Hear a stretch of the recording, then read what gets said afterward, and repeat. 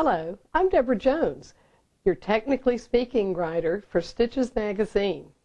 Today, we're going to talk about how to stabilize stretchy materials and how to hoop them so that you get the best embroidery results. Some of the stretchy materials that we embroider most commonly are piqué knits. Inside this piqué knit, you can see the type of stabilizer that I like the best, and that is the Spunbond polymesh, also sometimes called Noshow mesh. And this has a characteristic waffle embossing on it. This lets you know that it is the Spunbond or Noshow type of stabilizer. It's made from nylon or polyester, and it has virtually no give or stretch in any direction, which makes it ideal for hooping knits. Just be sure that you get it completely in the hoop and that you don't have any pleat and that it's held securely on all edges by the hoop.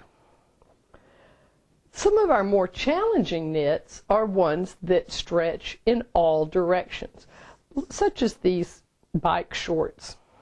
Again, I'm going to use the polymesh or no-show stabilizer, this time in black, purely for aesthetic reasons. Now, I'm going to place my shorts over the stabilizer, and notice that my stabilizer covers all edges of my outer hoop.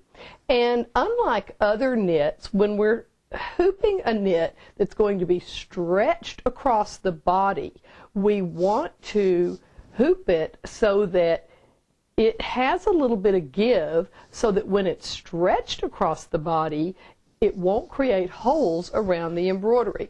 So as I put the inner ring in, I'm going to stretch a little bit in the upward direction and make that a little bit tight in the hoop or stretched in the hoop, which we normally would not do, but when we know the garment is going to be stretched across the body, we want to build in a little bit of slack, because the memory in that yarn is going to go back to its original position after embroidery and the hoop has been removed. So check the reverse side, make sure that it's completely in the hoop. You see this? That won't do.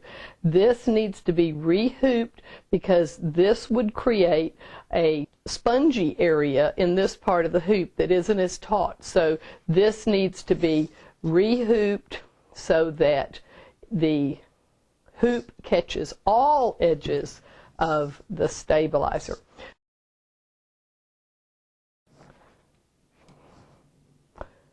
Perfect.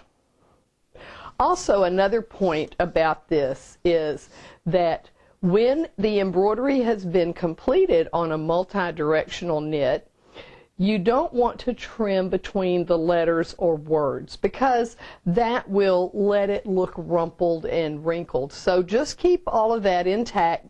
Simply trim around the edges of the embroidery.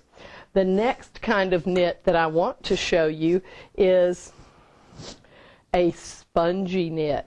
This type of knit compresses a lot, and it also is somewhat open in its knit. So that means that your stabilizer could easily show through the knit, making white or black unsuitable choices. So instead, I have chosen a light green polyester organza.